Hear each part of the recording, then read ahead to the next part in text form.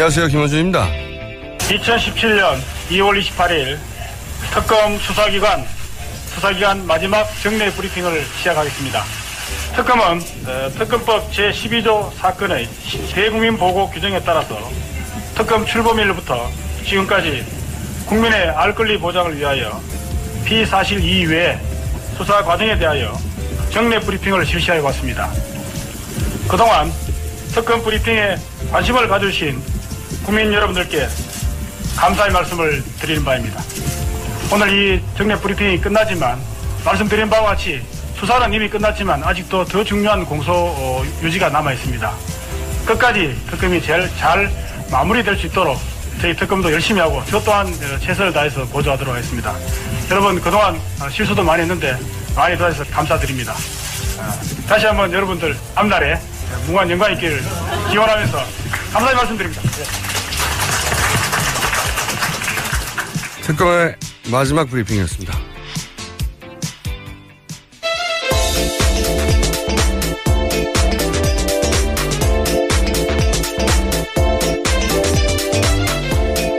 시사인의 김은지입니다. 예. 방금 저희가 이제 마지막 브리핑 이규철 특별검사의 이 특검법에 수사 과정 브리핑을 넣었던 게 이게 신의 한 수였어요, 사실. 네, 그렇죠. 법으로 보장되어 있었습니다. 예. 그래서 수사 과정을 중간에 이야기한다느니 뭐 기타 자본들이 굉장히 나올 수 있었거든요. 법에 넣어버렸기 때문에 공식적으로 굉장히 앞으로 특검 다 이렇게 해야 될 거라고 봐요. 예. 브리핑 사항을 특별 검사를 한다는 게 사실은 그러고 보니까 우리나라 첫 특검이 언제인지 아세요? 조폐공사 그때 아닌가요? 기자가 맞군요. 예. 그게 저는 기억이 나요. 그때 이제 조폐공사 파업을 했는데 그 파업을 술자리인가 그랬을 거예요. 당시 공안부장이 저 파업은 검찰이 공안 조성을 위해서 유도한 거야. 예, 기자들과의 술자리에서 네. 그랬죠. 예. 그렇게 말을 하자 갑자기 수사 대상이 검찰이 된 겁니다. 원래 사건을 검찰이 수사해야 되는데 수사 대상이 검찰이 되니까 그러자 이제 미국에 있는 특검 제도를 우리도 도입해야 된다고 해서 특검이 시작된 거거든요. 그 이후로 이제 가장 지금 특검 말고 그 이전까지 가장 유명했던 건 삼성 특검이죠. 그 김영철 변호사가 네네. 내부공헌하면서 시작된 그때는 지금보다 2배의 크기였어요. 40명이었고 그리고 90일 했고 제 기억으로는 그리고 4조 몇천억을 차단했어요. 근데 참 그 차명 계산을 찾아냈는데 그 차명 계산이 이 특검 덕분에 합법화됐죠. 그렇죠. 네. 이건희 회장의 공식적인 재산이 됐죠. 네, 삼성에게 큰 도움을 준 특검으로. 삼성의 힘이죠. 삼성의 힘. 그 이후 최근 이명박 박근혜 정권만 해도 BBK 특검이 있었고. 네, 디도스도 그렇죠? 있었고요. 디도스 내곡동 사저. 예. 네. 가장 최근에 두 특검인 디도스 내곡동 사저 특검 둘 다 제가 이 특검 출범에 결정적인 기여 혹은 관여를 한 제가 그런 사람이에요. 내곡동 사저는 주진우 기자의 특종으로 알고 있는데요. 어디서 했겠어요? 예. 저랑 같이 만났어요, 그 사람. 예. 하지만 그 특검도 다 면접만 주고 끝났거든요. 그래서 특검 해봐야 뭐 소용없다 이런 얘기 많았죠. 예. 예, 심지어 그 건 같은 경우에는 한 건이었거든요. 원포인트라고 네. 할 수 있는데 이번에는 14건 플러스 알파입니다. 14건 하다가 인지된 사건까지 한다라는 건데. 디도스 때는 신의 영역이다 하고 끝났고. 예, 윗선을 앓는 것은 신의 영역이다. 예. 내곡동 사저 특검도 아무도 벌을 받지 않았어요. 예. 그래서 이번 특검이라고 별 수 있을까 했는데 이게 대통령을 수사 대상으로 한 것도 최초고 그리고 특검 본연의 의미가 이제 정부로부터 독립적이어야 한다. 검찰이 결국 정부기관이니까요. 그런 의미를 완전히 살린 최초의 특검. 정말 제가 보기에는 기립박수를 받아야 된다. 네. 저희 제작진도 그렇지만 맨날 박수 치거든요. 네. 저희 방송을 들으시는 모든 분들이 아마 기립박수를 받아 마땅한 특검이었다고 생각하실 거고 이게 이제 큰일이에요. 큰일. 앞으로 모든 특검은 이제 이 특검하고 비교가 될 거예요. 니네는 왜 그러냐. 그리고 특검이라는 제도가 존재하는 한 계속해서 회자 되겠죠. 어떤 기준을 마련했어요. 기준. 특검은 이 정도는 해야 한다 하고 기준을 팡 만들어버렸죠. 예. 이런 특검이 연장되지 않으면 이거는 제가 보기에는 역사적으로 죄를 짓는 거다. 정세균 의장의 정치적 결단 대단히 필요한 시점입니다. 자, 특검 이야기 계속 정리해 볼까요? 예. 네, 박 대통령이 헌정상 처음으로 뇌물죄 피의자로 입건됐습니다. 어제 특검이 종료되면서 발표한 건데요. 원래는 시한부 기소중지 검토도 했었는데 기소중지하지 않고 검찰이 수사할 수 있도록 입건해서 넘기겠다라는 거죠. 원래는 기소중지 상태로 종결을 하겠다고 했는데 좀 차이가 있어요. 저도 이제 물어봤는데 검찰 출신 분들한테 그러니까 법적으로 큰 차이는 없는데 실무적으로는 차이가 있다. 상징적으로도 차이가 있고 뭐냐면은 이 기소 중지라는 건 수사를 다 하고 이제는 기소 단계만 남았는데 지금 당장은 하지 못한다. 행방불명이든 혹은 해외에 있거나 네, 예, 혹은 그렇죠. 해외에 있거나 대통령이어서 불소추 특권이 있거나 예, 예. 그래서 당장은 못한다 이건데 이렇게 피의자로 입건만 하는 거는 수사가 계속 이어진다. 근데 바로 할 수 있죠. 예. 네, 검찰에서요. 그래서 저는 그런 생각도 들어요. 특검 연장이 가능할지도 모른다는 일말의 기대를 안고서 이렇게 한 게 아닐까. 예. 이게 이제 오픈 결말이거든요. 영어로 치면. 그래서 출국 금지도 하지 않은 게 아닌가. 만약에 기소 중지였다면 출국 금지까지 하고 제가 보기에는 했을 것 같은데. 자. 이 팀이 어쨌든 수사를 계속하면 저는 웬만한 비리는 결국 다 밝혀질 수 있다. 전망하는데 어쨌든 시한부 기소 중지가 아니라 입건만 했어요. 나쁜 게 아닙니다. 예. 자, 관련 그 특검이 1차적으로 어쨌든 우선적으로는 지금까지는 종결되면서 내놓은 몇 가지 결론들 중에 짚어볼 만한 게 또 뭐가 있어요? 예, 또 어제 최순실 씨와 박 대통령 공모 뇌물액에 대해서도 밝혔는데요. 433억 원에 달한다라는 겁니다. 삼성전자가 비덱스포츠에 준 돈은 78억 가량인데요. 그 전체 규모는 213억이고요. 또 미르와 K스포츠재단 관련해서 204억, 또 한국동계스포츠영재센터와 관련해서 216억 해서 총 220억으로요. 이렇게 해서 뇌물 금액이 나오게 된 거죠. 뇌물이 이 정도 되면 말이죠. 이 사태 초기에 여러 번 언급했었지만 뇌물액이 1억이 넘어가면 10년 이상이거든요.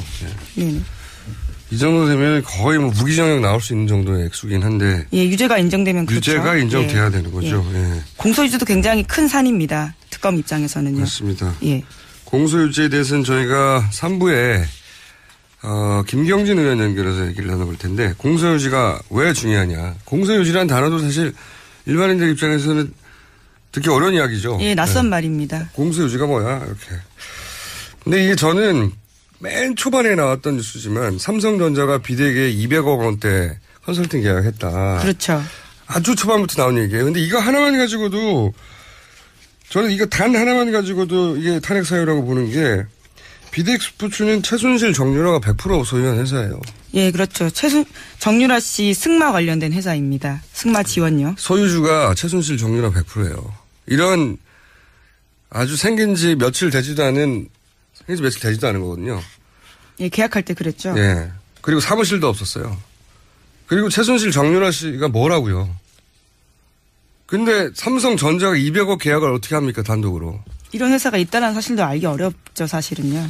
생긴 지 얼마 안 된 회사를 독일까지 날아가가지고 200억대 계약을 삼성전자가 왜 해요? 2억도 아니고 2억도 하기 힘들어요. 2천만 원짜리 계약도 안 해줘요.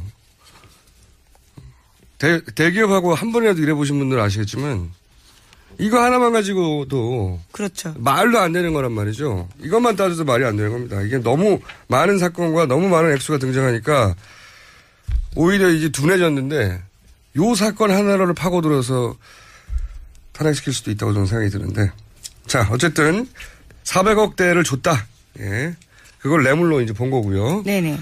대신 삼성이 얻은 게 있죠. 네, 그렇습니다. 2015년 7월 삼성물산 제일모직 합병으로요. 이재용 삼성전자 부회장 등에 대해서는 8천억 원 이상의 수익을 챙겼다라는 게 특검 수사 결과입니다. 이거는 이제 특검이 이제 과장하지 않으려고 오버하지 않으려고 노력한 결과고요. 언론에 따라서는 조단위를 얘기하고. 네, 그렇게 나오기도 하죠. 전문가들은 이제 아무리 낮게 잡아도 최소 8천억 원 된다라고 이제 특검이 수사 결과를 낸 거고. 예. 네, 대신에 국민연금공단 같은 경우에는요. 최소 1,400억 원 정도의 손해를 봤다라는 겁니다. 이것도 낮게 잡은 거죠. 이것도 뭐 4천억대에서 조단위를 얘기하는 전문가들도 있는데 중요한 거는 삼성은 엄청 이익을 봤다는 겁니다. 그리고 국민연금은 엄청 손해를 봤고 그리고 최순실은 몇백억을 챙겼다는 거죠. 예. 이 관계만 봐도 어떻게 이게 논란이 될 수 있나 모르겠어요. 주고받기죠, 정말. 예. 거래죠, 거래. 예. 당연히. 400억 주고 몇천억 챙겼으면 이거 얼마나 큰 장사입니까? 자, 다음 수는요? 네, 관련해서요. 대통령이 대기업 총수들한테 사업계획서 건넸는데 그것이 비문과 오타투성이었다라는 내용도 뒤늦게 근데 이렇게 나왔습니다. 큰 돈을 받아내는데 예. 이 건네줬던 사업계획서는 실제로는 아니 대기업하고 한 번만에 이래 보면요. 1,000만 원, 2,000만 원만 받아내려도 사업계획서가 정말 빵빵해야 돼요.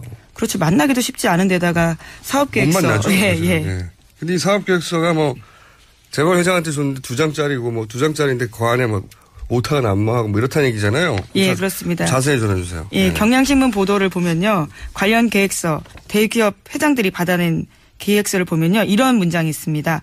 다소 이상하더라도 그대로 읽어보겠습니다. 현재 영재센터의 영재 선수는 초등학생이라는 정해진 규율이 있어서 올림픽 선수를 발굴하기엔 사뭇 어려운 완성이 될 수 있습니다. 라는 문장입니다. 정해진 규율에 있어 올림픽 선수를 발굴하기엔 사뭇 어려운 완성이 될 수 있습니다. 네, 주술이 안 맞죠? 이 시적 허용에 가까운데 이거는.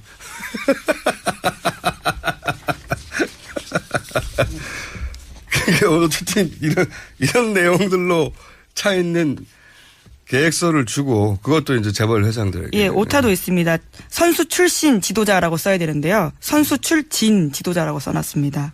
거기 뭐 오타 그거 말고도 있더라고요 보니까. 근데 이게 얼마나 박근혜 대통령이 그 최순실의 꼭두각시라고 불리기에 합당한 일을 한 건지 드러나는 거죠. 이게 읽어보지도 않은 거예요. 예. 최순실 씨는 또 얼마나 허접한 수준으로 재벌의 돈을 털었는지도 드러나는 거예요. 이런 거 가지고 털었어요. 이거는 그냥 요식행위였다는 거죠. 예, 주면 돈 주는 거죠. 예. 입금하는 거죠. 그러니까 대통령 주장대로 훌륭한 회사, 뭐 기술, 사람이 있어서 소개했을 뿐이다. 하면 최소한 그 계획서를 읽고 했어야 되는 건데 그래야 훌륭한지 아닌지 본인이 판단할 거 아닙니까? 이거 뭐 내용 확인도 안 하고 그냥 재벌들한테 무슨 빚쟁이 청구서 내밀듯이 내민 거예요. 대통령이라는 이유 하나로.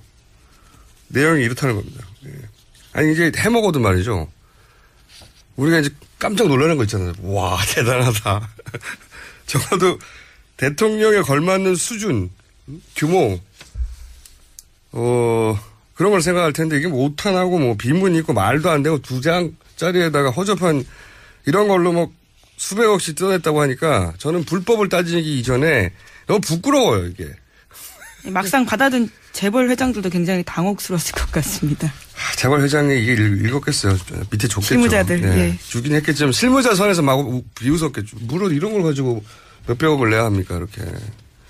이게 조폭도 못 되고 동네 양아치고예요. 이런 2장짜리에다 막 말도 안 되는 말 써가지고 이게 뭡니까? 정해진 규율에 있어 올림픽 선수를 발굴하기엔 사뭇 어려운 완성이 될 수 있습니다.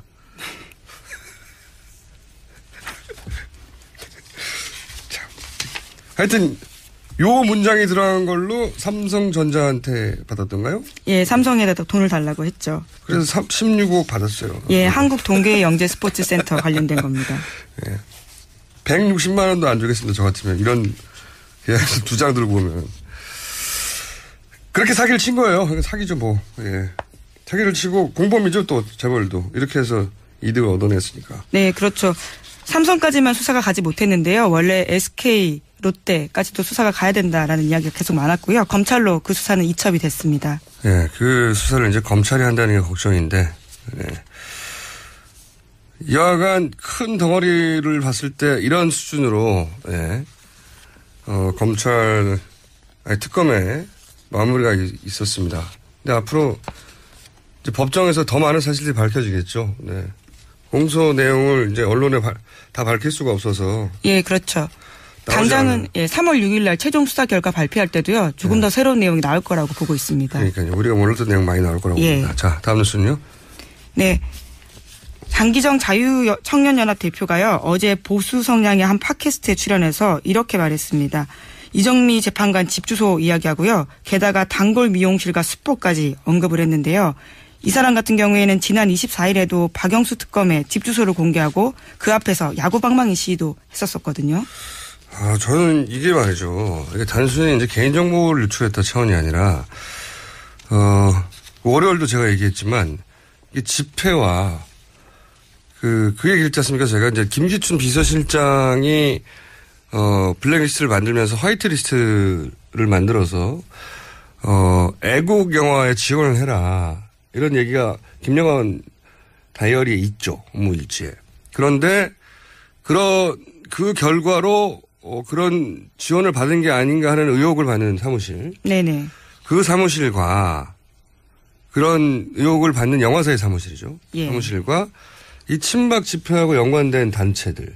그리고 지금 주요한 대통령 측 피고인들을 변호하는 변호사들 하고 연관된 단체들. 친박 단체이자 예를 들면 정호선 비서관을 변호하는 변호사들 이렇게 연결된 곳의 사무실.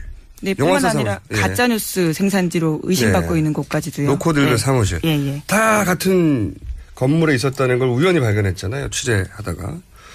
그래서 이거 그러면 청와대에 어떤 지시를 받고 화이트리스트로 지원받은 영화사도 거기 있고 단체도 거기 있고 집회 관계 단체도 거기 있고 가짜뉴스 단체도 거기 있습니다. 이건 단일한 컨트롤 타워 안에 있는 거 아닌가 이런 의문을 가지는 게 너무 자연스럽죠. 합리적이죠.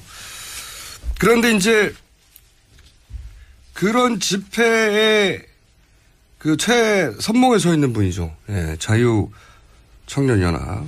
이분이 박영수 특검 집 주소를 공개했었거든요. 예, 지난 24일에 그랬죠. 근데 어떻게 하면 집 주소를 알 수가 있어요, 기자들도. 네, 아파트 정도까지는 알 수 그렇죠. 있습니다. 공직자들은 재산 공개가 되거든요. 그러니까요. 근데 이게 정확한 동호수는 알 수가 없어요. 그렇죠. 그것도 굉장히 취재 영역입니다. 이거 어려워요. 예. 기자들도 찾아내기 어렵습니다. 근데 보수단체 대표가 이 동과 박 특검의 호수 얘기를 하고요. 또 박 특검이 어디에 멤버십이 있는지, 어디 사우나에 가는지, 그 사우나에서 어떻게 하고 있는지 이거 다 얘기했거든요. 이거는 기자들도 알 수가 없는 거예요. 절대로. 게다가 이번에는 이제 이정미 재판관이요. 네, 재판관에 대해서 어디 미용실에 자주 간다. 이거 어떻게 합니까? 이건 사찰 정보거든요. 이건 정보기관 수준에서는 알 수 있는 거지. 그래서 의심하는 겁니다. 더더욱이. 이 오늘도 이제 시청에 친박 집회했을 텐데, 다른 비용 다 제외하고, 그냥 무대 음향, 영상 장비. 네네. 제가 이제 주말에 가서 볼 때마다 정말 대규모거든요. 저게 견적이 얼마나 나올까요? 전문업체한테 제가 물어본 적이 있어요. 요 안에 있는, 광화문, 시청을 중심으로, 시청 탁 동그라미 안에 있는 그 장비만 얼마가 들어갈 거 아니야? 그랬더니 견적을 저한테 얘기해 준 게 2억 얘기하더라고요. 그럼 몇 번 했습니까? 지금 10번이 넘어요. 그것만 해도 수십억이에요. 이 두 비용이 다 어디서 나왔나. 굉장히 의심스럽다. 컨트롤 타워도 의심스럽고 비용의 출처도 의심스럽고. 예. 네, 저도 지난주에 한 전직 보수단체 대표가 고위직 출신과 통화한 적이 있는데요. 억 원대가 든다라는 이야기 하더라고요. 그러니까요. 네. 저는 업체한테 물어봤어요. 업체한테. 이런 일 전문을 하는 업체한테 쭉 보더니 바로 견적이 나오죠. 자기들 일이니까. 2억대 최소 들겠다고. 근데 이거는 다른 비용 다 빼고 그냥 거기 세팅만 말하는 거예요. 사람이 움직이거나 버스 다 빼고 나서. 이 영역은 계속 취재 대상이다. 네. 굉장히 의심이 많이 든다. 컨트롤 타워 있는 거 아니겠는가.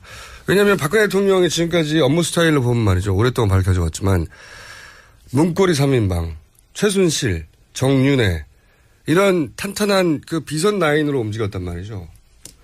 그 비선 라인이 아닌 시스템 라인은 비선 라인이 만들어준 거를 토스해서 실행하는 조직으로 썼지 실제 중요한 일들은 비선 라인과 대포폰으로 가 있단 말이죠. 네네. 근데 문고리 3인방이 지금 작동을 안 해요. 그리고 김기춘 전 비서실장이 없어요. 잡혀갔잖아요. 그러면 김기춘 전 비서실장 플러스 문고리 3인방 역할을 할 사람이 누군가 필요합니다. 본인이 혼자 다 전화 오르지 않을 거 아니에요. 누가 할까요? 오랜만에 너는 누구냐 질문을 할 수밖에 없는. 누가 할지 저는 궁금해요. 이 컨트롤 타워 역할을 누군가 하고 있는 것 같다. 그렇지 않고서 이렇게 일사불란하게 이런 정보들이 막 나오고 이런 집회가 이런 돈이 들어가서 비슷한 사무실 다 모여서 할 수 있겠나 이런 일들을 의심이 듭니다. 대단히. 탄핵 그 심판과는 무관하게 이 영역은 계속 취재해야 될 거라고 봅니다. 자, 시간이 제목 정도 한두 개를 풀 수 있을 시간 정도 되네요. 예. 네, 박 대통령이 어제 박사모에 대해서 진심으로 고맙고 감사하다라는 메시지를 보냈습니다. 박사모 단체 회원들이 응원 편지를 보내자요. 거기에 대한 답장 형식인 겁니다. 고마우시겠죠. 네, 당연히. 그가 뭐 고마운 거는 박 대통령 입장에서 참 고마울 수밖에 없죠. 그거는. 시점이 참 공교롭게요. 오늘 서울 도심에서 대규모 탄핵 반대 집회 열리잖아요. 네. 예. 격려한 걸로 보이는 거죠. 많이 나오라고 하는 격려이기도. 예. 박 대통령이 한 가지 뛰어난 점은 타이밍, 정치적 타이밍 잘 잡아서 메시지 정확하게 누군가가 만들어주면 그걸 가지고 전효옥 씨의 표현이 하면 인류 배우처럼 읽어낸다. 연기하고. 제 표현이 아니고 전효옥 씨의 표현이에요. 인류 배우라고. 자, 여기까지 할까요? 네네. 네. 오늘 근데 끝나고 집회 가십니까? 예, 제가 다리를 좀 다쳐서. 아, 그렇죠. 예. 지금 다리가 불편해요. 오른쪽에. 기부스인가요? 예, 반깁스 상태인데요. 저희 후배 기자들이 나갈 겁니다. 후배 기자들. 예. 네, 저도 오늘 방송 녹화가 또 하나 있는데. 예. 끝나고 나서 저녁 때는 고기를 먹으러 갈 생각입니다. 예. 자, 여기까지 하겠습니다. 지금까지 시사인의 예, 김은지였습니다. 감사합니다. 아무도 묻지도 따지지도 않고 가입하셨다고요? 보험은 너무 어려워요. 걱정 마십시오. 마이보험 체크가 도와드립니다. 1800-7917 마이보험 체크로 지금 전화주세요.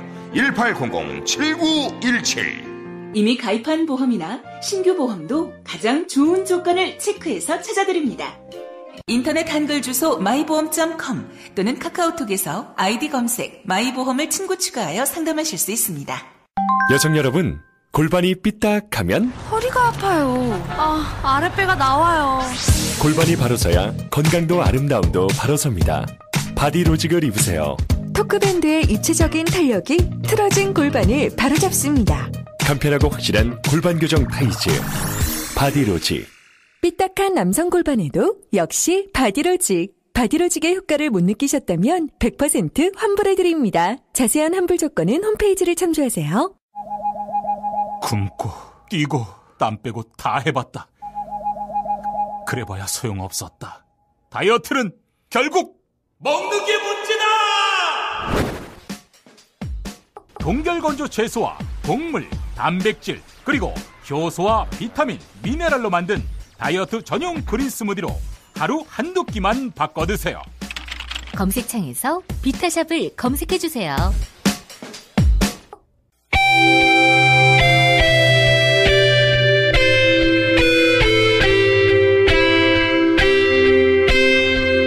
항상 나라를 생각합니다. 이혜훈의 나라 걱정. 자, 나라 걱정하다가 당 걱정하다가 이제 탈당 걱정하다가 이제 신당 걱정하고 있는 분입니다. 아니 저희가 또 쪼개지라고요? 걱정이 끊이지가 않는 바른정당의 이혜훈 게다가 이제 최고위원이 되셨어요. 최고위원 나오셨습니다. 안녕하십니까? 네, 안녕하세요. 자, 요즘 이 전국이 이제 시끄러워요. 정치 여의도가 시끌시끌 들썩들썩해요, 그죠? 원래 시끄러웠지만 뭐 최대로 시끄러운 것 같아요. 점점 시끄러워져서 유사일에. 앞으로 한 2주 후면 더 크게 시끄러워지겠죠. 예, 결론 나면. 그렇게 되면 여의도가 시끄러울 일은 별로 없을 것 같아요. 왜냐하면 국회는 어쨌든 승복한다는 게 입장이니까 네. 광화문이 시끄러워지겠죠. 또는 대한문이. 어느 쪽으로 결론이 나든 시끄러워지긴 할 텐데 물론 뭐 탄핵이 인용되면 촛불 집회가 한두 번이 더 있을 수는 있어요. 제가 보기엔. 예. 그러니까 뭐 성과에 대해서도 얘기하고 앞으로 남은 것들에 대해서도 얘기하고. 근데 이제 아무래도 이제 좀 잦아들겠죠. 예. 잦아들고 이제 지켜보겠죠. 대선도 이어지니까. 근데 이제 태극기는 더 불어나겠죠. 저는 더 불어나지는 않을 거라고 봅니다. 더 불어나지는 않을지 몰라도 더 극렬해질 수 있어요. 소수가. 이게 이제 권력에서 내려가는 순간. 근데 우리나라 국민들 굉장히 보면 또 동정에 약하잖아요. 예. 누군가가 이렇게 좀 불쌍해진다. 뭐 이러면서 아주 그냥 왜 이렇게 동정에 약한지. 그렇다 하더라도 이 집회의 조직성 또는 뭐 동원 능력 또는 뭐 일사불란함은 사라져서 집회 동력은 크게 줄어들 것이다. 그럴 수 있겠네요. 근데 오히려 이제 소수가 극렬하게 야단을 칠 수는 있는 것 같아요. 자, 그리고 만약에 기각된다면 만에 하나 상상하기도 싫지만 바른정당은 어떻게 됩니까? 저희는 의원직 총사퇴를 국민 앞에 약속했기 때문에 만약에 기각이 되면 저 그날부터 실업제 되니까 뭐 간혹 차라도 좀 사주세요. 총사퇴를 제가 정치권에서 최근 20년간 몇 번이나 봤지만 한 번도 총사퇴한 적은 없고요. 아무도. 아마 전제 조건이 충족이 안 됐나 보죠? 그리고 총사퇴가 문제가 아니라 당 해체까지 얘기했잖아요. 아니, 의원들이 하나도 없는데 뭐 당이 살아남겠습니까? 자, 이제 그런 일은 없어야 되겠죠. 저희는 어쨌든 보기로는 대통령의 헌법과 법률 위반이 아주 심각하고 중대하다라고 보고 있습니다. 그게 이제 전 국민의 80% 그렇게 생각하는데 헌재재판관을 전 국민의 80% 기준으로 분포를 맞춰서 뽑은 게 아니기 때문에 특정 성향을 가지신 분들이 좀 많죠, 거기에. 예, 특히 보면은 과거 이제 판결 사례나 이런 거 보면 걱정되는 분들이 좀 있죠. 자, 그 얘기는 이제 우리끼리 해봐야 소용없고. 네, 네 맞습니다. 오늘 우리끼리 해보면 소용 있는 이야기 중에 최근에 김문수 요 집회에서 얘기하는 게 생각나는데 김문수 전 도지사는 왜 이렇게 적극적으로 최선봉에 서 계신 거예요, 갑자기? 아니 뭐 탄핵 기각을 제가 그분 속에 들어가 본 적은 없지만 네. 그냥 이렇게 밖에서 관전하는 사람 입장에서 보면 왜 저럴까 하면 가능성이 제일 높은 시나리오는 이제 보수가 후보가 없다. 특히 이제 지금 방금 뭐라고 하시려다가 네. 그냥 단어가 실수로 나온 거죠? 제가 뭐라 그랬죠? 네, 무의식 중에 나오신 게 있어요. 네, 자 계속 해주십시오. 아, 걱정되네요. 네. 근데 이제 막 태극기 부대가 지지할 후보가 없다. 뭐 한교안은 못 나오지 않겠느냐. 저렇게 권한대행을 만들면서 그리고 박근혜 정부의 책임이 가장 많은 1차 책임자가. 그래서 자기가 무주공산을 선점하려고 했다? 그런 생각을 갖고 저러시지 않을까. 왜냐하면 이해가 안 그러다가 기각돼 버리면, 인용돼 버리면요. 그러면 정치적 생명이 다 함께 날아가는 거 아닙니까? 이 완전한 배팅인데 정치 생명을 건. 나는 반대했지만 된 건 어떡하냐 이렇게 나오겠죠. 아 정말 이해가 안 돼요. 이렇게까지 나설 줄은 몰랐어요. 아니 시국회의 우리 와서 탄핵해야 된다고 탄핵에 반드시 돼야 된다. 당까지 나가자. 제일 앞줄에 계셨는데. 그랬죠 분명히. 네. 그게 며칠 지나고 나서 갑자기 저쪽 제일 앞줄에 가 계시니까 좀 이해가 안 되고. 그때 왜 안 나오신 거예요? 다 저도 기억나는 게 가장 적극적으로 탈당과 탄핵을 주장했던 의원 중에 한 분이었고. 네. 의원 전. 시국회의에 제일 많이 나오셨죠. 제일 많이 나왔죠. 네. 저보다 많이 나오셨어요. 그래요? 네. 그러면 초광성인데 말이죠. 그래서 다들 같이 탈당하는 거구나. 과거의 성향으로 보나. 친박도 아니잖아요, 게다가. 예. 친박을 코스프레를 좀 하시긴 하셨죠. 왜냐하면 총선 전에 이럴 때 보면 아니 대구에 수성구에 꽂아주는 거는 친박으로 전환 안 했으면 꽂아주나요. 뭐 그렇게 생각할 수도 있지만 이 정치 이력 전체를 보면 그렇죠. 예, 진성 친박이라고 할 수 친박으로 산 거는 아주 몇 개월이고 뭐 총선 때 잠깐 그랬다고 네, 하시더라도 반박으로 사신 게 뭐 십수년이니까. 그런데 그렇게 하다가 왜 탈당을 안 했고 왜 이렇게까지 나설까 바른정당 내에서의 분석은 없습니까? 아까 말씀드린 대로 이제 보수의 태극기 부대가 떠밀어주는 후보가 되려고 저런다. 이성을 상실한 게 아니냐. 이런 얘기를 하시는 분들이 있죠. 그거 말고 무슨 내막은 없어요. 그거는 나중이고요. 네. 그러니까 애초에 왜 바른정당에 합류를 안 한 거죠? 바른정당에 합류를 안 할 때도 뭔가 이렇게 그런 계산을 한 게 아니냐. 바른정당에 나가는 것보다 남아있는 게 보수의 후보가 될 수 있다. 유승민도 나가고 김무성도 나가고 오세훈도 나가고 남경필도 나가면 그럼 난 남는 게 좋겠다. 이렇게 생각하셨을 거라고 보는 거예요. 그게 이제 대체적인 분석입니까? 네. 당에서.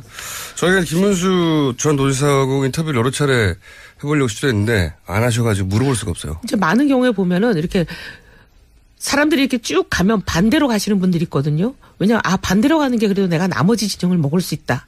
이렇게 생각하면 그러면서 사실 이제 새누리당 옛날 기준으로 보면 그때 웬만한 후보들이 다 나온 거 아니에요? 하나도 안 남기고. 그러니까 그렇죠. 하나도 안 남기고 다 나오면 내가 남아야겠다. 이렇게 생각할 수 있는 거죠.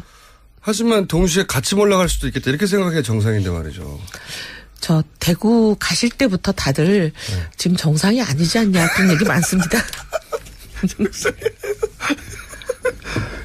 꼭 김문수 전 도지사에게 반론의 기회를 저희가 드릴 테니까 저희 네. 인터뷰 좀 응해주시기 바랍니다. 아니 뭐 제가 정상이 아니라고 얘기를 했다기보다는 지금 분석이 일반적으로 그렇다고요. 당의 분위기가. 당뿐만 아니라 여의도 전체에서 그런 것 같은데요. 일부 태극기 부대를 제외하고는. 그 강성 발언 연결하니까 또 생각나는 게 제가 개인적으로 최근에는 연락해본 지 오래됐는데 과거에 굉장히 친했었거든요. 예. 홍준표 경남도지사가 그분이랑 어떻게 친할 수 있어요? 이분이 또 사석에서는 재밌어요. 정치적으로는 한 번도 교집합이 없었지만 네. 사석에서도 재밌습니다. 네. 어머나. 사적으로 제가 의원님하고도 가까웠잖아요. 아니 그게 아니라 그분과 친한 분을 처음 봐서 그래요. 이분이 혼자 놀죠 보통. 네. 그래서 그분과 친하다는 분을 제가 지금 54년 평생에 처음 봐서 그래요. 저는 저 끝에서 저 반대쪽 끝까지 다 대부분 아는 사람과 친한 사람이 있습니다. 희한하게도. 대단하십니다. 네. 제가 여태까지 우리 당내에서도 그분과 친한 분을 못 봤는데. 이분이 이제 혼자 노는 분이죠. 제가 이게 표준은 아닌데 이 단어보다 정확한 건 없어서 제가 처음 이분을 인터뷰하고 신문에다 이렇게 썼거든요. 독고다이 홍준표. 이렇게 썼어요. 그 이후로 이분의 별명이 됐는데. 많은 분들이 그렇게 생각하죠. 네. 네, 이렇게. 파도 없고요. 일종의 별명이 아일랜드예요, 저희는. 파도 없고요. 계보도 없고요. 혼자 계세요. 혼자. 그러니까 모든 사람을 공격하세요. 마음에 안 들면 막 공격하죠. 예. 마음에 안 드는 거는 하여튼 모든 사람이 마음에 안 드시나 봐요. 대부분 마음에 안 들어요. 본인을 제외한 모든 사람. 아니 개인적으로 호감을 갖고 있는 사람도 있는데 칭찬은 잘 안 하시고. 네. 자 어쨌든 이분이 또 갑자기 어젠가요? 이거 굉장히 심한 얘기를 했어요. 민주당 1등 후보 대장은 뇌물 묻고 자살한 사람. 노무현 전 대통령을 지칭한 거죠. 그리고 1등 후보는 이제 문재인 네. 전 대표를 지칭한 건데 이게 나가도 너무 많이 나간 표현이거든요. 아니 근데 뇌물을 먹고라는 거는 그래도 법조인 출신이고 검찰 출신이신데 검찰 수사 단계에서 종료가 됐기 때문에 기소도 안 됐고 확정 판결이 안 났는데 이렇게 뇌물 먹고라는 단정적인 표현을 쓰실 수 있는 거예요? 그것도 그렇지만 이게 사실관계를 떠나서 이거는 본인에게도 도움이 안 되고. 아니 본인은 어차피 소위 말하면 진보 진영은 지금 포기한 거 아니에요. 늘 보면 갈라치기를 잘하시죠. 그 특기죠 이분이. 네. 얻을 표만 확실히 없겠다. 난 태극기만 바라보면 된다. 이런 거 아닐까.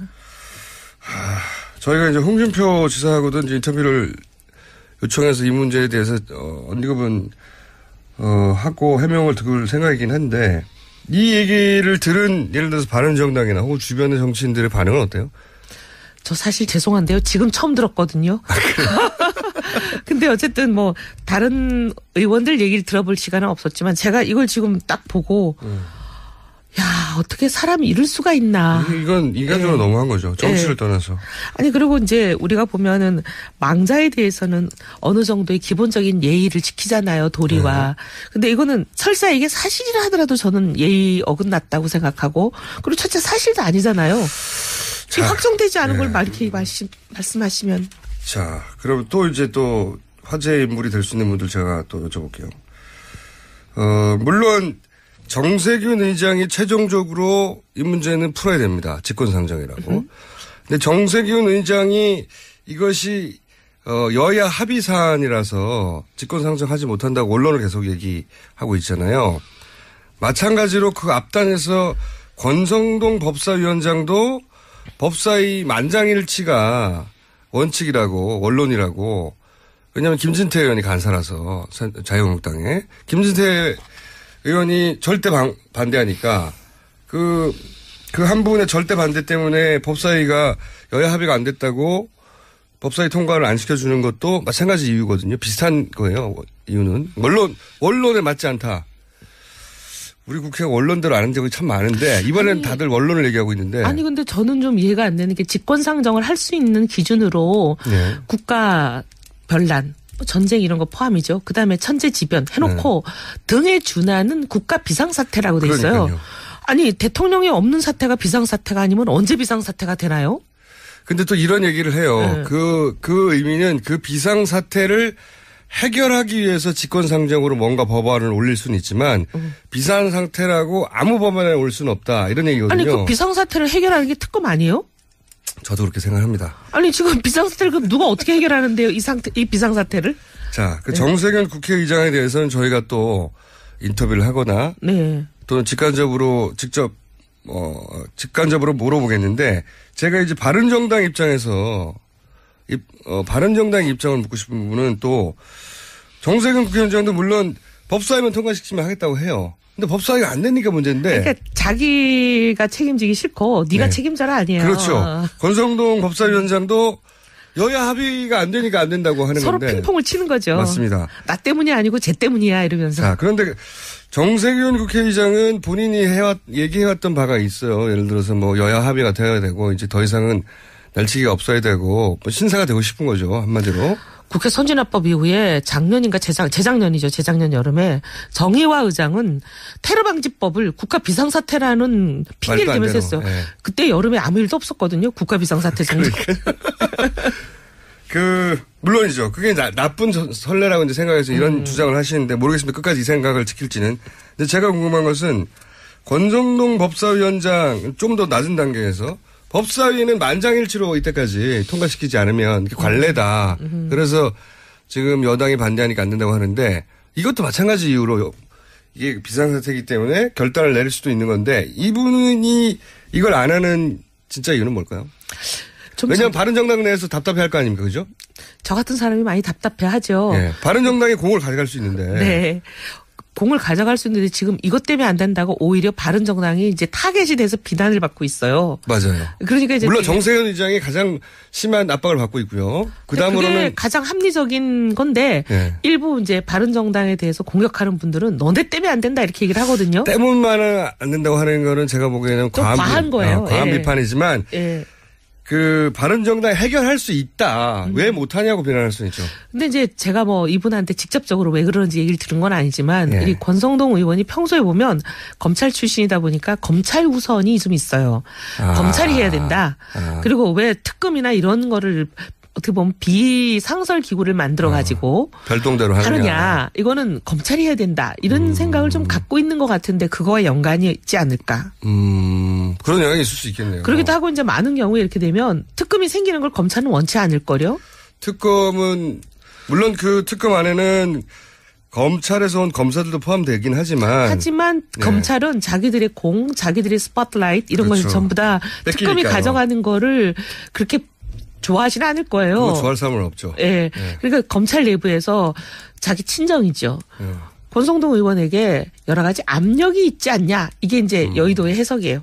여의도에서는 검찰 고위 관계자들이 공을 다 가져가면 어떡해. 검찰도 좀 이렇게 빛이 나게 해줘야지. 네. 진작에 잘하든지요. 그러게 말이에요. 그런 영향이 본인의 평소 철학도 그러하고 검찰 출신이라서 그리고 그런 예를 들어서 검찰 고위 관계자 과거에 선후배나 연락 와서 그런 영향도 있을 수 있겠네요. 좀 뭐 그렇지 않겠냐. 다들 그렇게 생각하죠. 이거를 바른정당 입장에서 당론에서 뭐 당 차원에서 권성동 법사위원장에게 그건 충분히 알겠는데 바른정당이 이걸 법사위를 통과시켜가지고 우리가 뜰 수 있어. 이렇게 설득하거나 압박할 수는 없나요?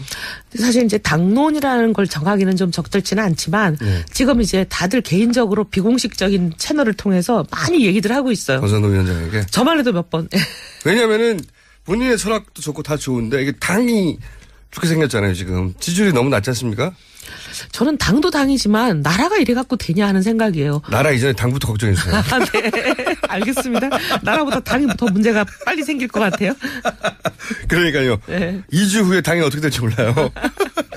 또 바른정당 얘기를 하니까 또 생각나는 게 저는 좀 안타까워서 그래요. 네. 바른정당이 충분히 자기 존재감을 가지고 치고 나갈 수 있는 정국이 분명한데 이 정국을 왜 이렇게 못 살릴까 싶어가지고. 저는 이런 것 같아요. 이제 지금 우리 대한민국을 홍해바다 가르듯이 그냥 이렇게 쫙 갈라놨잖아요. 이 탄핵 정국이. 촛불과 태극기로 대변되는 양대 세력이 굉장히 이제 극단적인 분들이 많이 나가세요.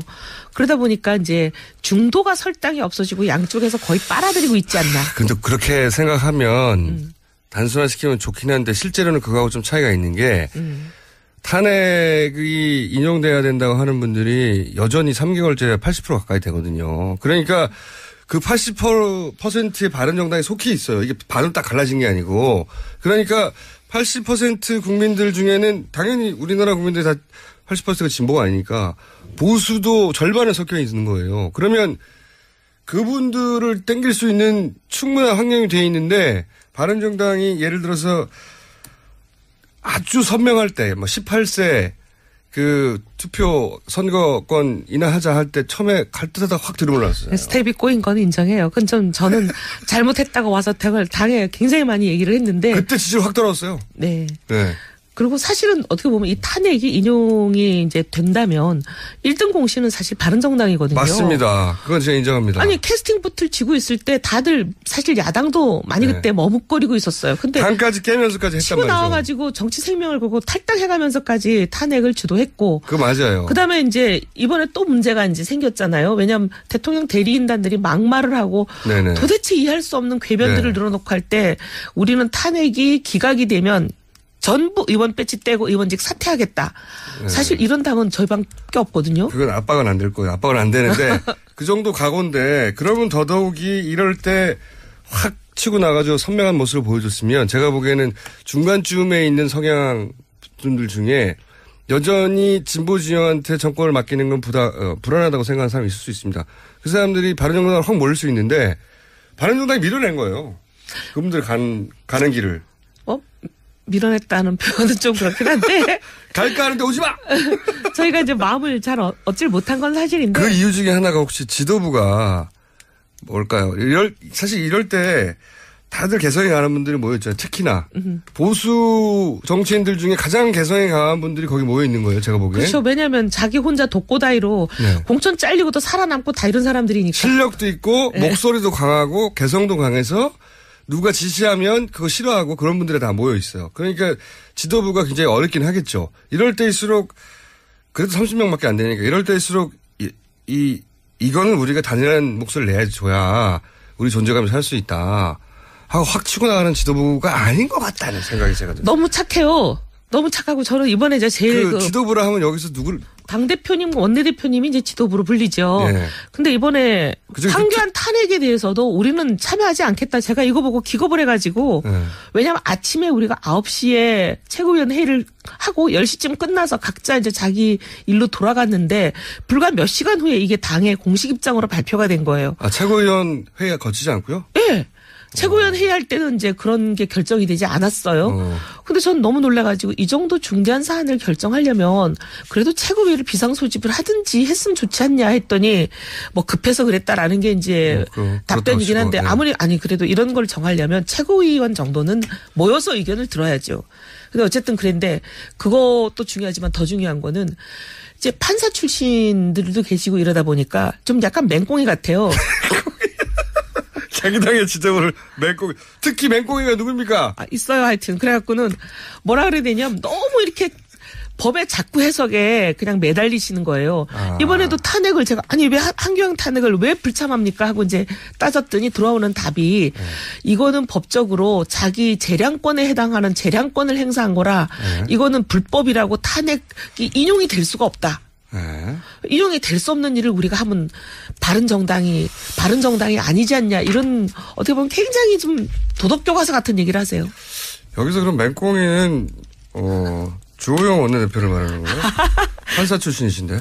제가 하여튼 맹꽁이가 누군지는 다 말하는 거와 마찬가지인 것 같은데요? 당 대표와 원내대표 분들이 너무 착하다. 그리고 또 맹꽁이 같다. 그 법조인 출신이라서 그런지 판사 출신이라서 그런지 너무 이렇게 법조문에 매달린다. 여기 세 가지를 합치면 주호영 원내대표. 해석은 자유에 맡기겠습니다. 그러면 정병국 대표는 잘하고 있습니까? 우리 정병국 대표님 너무 마음이 약하고 마음이 좋으세요. 그거를 정치적으로 표현하면 뭡니까? 우유부단한 겁니까? 우리 진행자께 권한을 드릴게요. 네. 그럼 해석하실 수 있는. 1번 우유부단. 2번 매우 우유부단. 저는 사지선다 정도는 돼야 돼요. 3번 철저히 우유부단. 아니 근데 그게 이제 부드럽다가 어떨 때는 굉장히 우유부단하다고 비칠 수 있잖아요. 혹은 그 정치적으로 우유부단하면 굉장히 치명적이 되기도 하잖아요. 부드럽고 이제 포용하고 이런 게 좋은 장점도 될 수 있는데 지금 같은 탄핵 정국에는 그게 자칫 잘못하면 생직사인데 어떻게 보면 팀이하다 또는 뭐 너네 왜 왔다 갔다 하냐 이렇게 이제 비난을 받을 소지가 있거든요. 팀이 왔다 갔다. 네. 그게 더 좋네요. 팀이하다로 하죠. 그러면 이거 표준어 맞나요? 다 알아듣긴 합니다. 자 그러면 한 분은 맹꽁이 한 분은 팀이하다로 결정하겠고 정운찬 전 총리는 여기 바른정당 들어갑니까? 국민의당 들어가실 것처럼 저희 방송에 나와서 얘기하다가 아직도 국민의당이 약간 좀 박지원 대표였나요? 얼마 전에 제가 그런 뉴스 봤는데 예. 표현이 좀 상당히 좀 불편하시겠다. 제가 이런 개문발차. 네, 개문발차. 네, 문 연차 가버린다. 네. 자꾸 안 들어오면 이런. 근데 그런 거는 조금 좀 불편하실 것 같긴 한데 저희는 바른정당에 들어오시기를 바라고 있습니다. 접촉이 있긴 있고요. 누군가 하고 있겠죠. 누군가 하고 있겠죠. 자, 저희가 20초밖에 안 남았는데 네. 유승민 의원이 왜 꼭 20초 남겨놓고 중요한 질문하세요? 아니, 중요한 질문이 아니고요. 네. 섭외 좀 해주세요. 유승민 의원이 저녁 방송만 나가시고 네. 저희 아침 방송을 안 나가세요. 아침에 못 일어나시나? 누구처럼? 근데 유승민 의원에 대해서 제가 광고할 수 있는 기회를 한번 주시면 좋습니다. 그럼 제가 섭외 지금부터 저희가 보통 안내 나가는 시간인데 제가 직권으로 아니 지금 말고 네. 풀로 한 번을 달라고요. 일단 1분 요약본을 한번 해보세요. 대통령 되시면 이분만큼 나라를 잘 끌고 갈 준비된 사람이 없습니다. 전문성뿐만이 아니라 균형 감각 그다음에 국민들 중도에 딱 맞춰져 있는 그분의 이념 좌표. 네. 아 그렇게? 네. 세 가지밖에 없네요. 제일 중요한 세 가지. 아니 근데 저도 유승민 의원의 뭐 발언이나 또는 인터뷰를 보면서 괜찮다. 대화가 되는 보수다. 이렇게 생각이 왔거든요. 근데 한 가지 지금 정국에서 안타깝다 아쉬운 건 뭐냐면 이 TK 정서가 본인에게 요구하는 바가 있을 거 아닙니까 당연히. 그거하고 좀 다르죠. 예. TK 정서가 요구하는 바를 당연히 지역구 의원으로서는 수용해 나가야 되는데 지금은 전국구 정치인으로 커야 되는데 그죠? 전국구 정치인 전국을 바라봐야 되는데 지금 행보 중에 보면 이거는 TK 정서에 발목 낀 결정들이 있는 거 아닌가. 예를 들어서 뭐 보수단체와의 보수 후보가 아니라 보수후보 단일화 같은 것도 단일화는 새누리당 자유당이죠. 자유당과 합치겠다는 게 아니라 그렇다 하더라도 후보보다 이길 수 있다는 거죠. 자, 여기까지 하고 네. 섭외를 부탁드립니다. 다음. 진짜 한번 주셔야지 섭외하는데. 같이 나오시든가요. 네, 알겠습니다. 지금까지 이혜훈 의원이었습니다. 저는 김어준이고요. 잠시 후에 3부에서 다시 뵙겠습니다.